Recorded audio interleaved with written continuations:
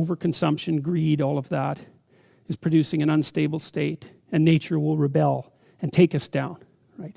You hear that every day in every newspaper and every TV station. It's broadcast to you constantly. And so that idea is presented in Genesis in the story of Noah. And then the other warning that exists in the stories, one is beware of natural catastrophe that's produced as a consequence of blindness and greed, we'll say. The other is beware of social structures that overreach, because they'll also produce fragmentation and disintegration. And so it's quite remarkable, I think, that at the close of the story of the Tower of Babel, we've got both of the permanent existential dangers that present themselves to humanity already identified.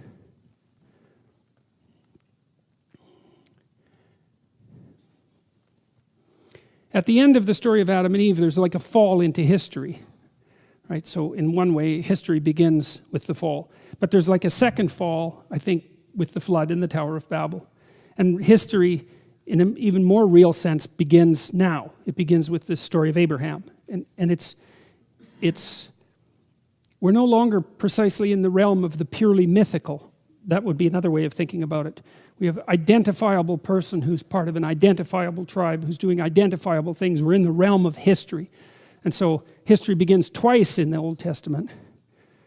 I suppose it begins again after Moses as well. But we've moved out of the domain of the purely mythical into the realm of history with the emergence of the stories about Abraham.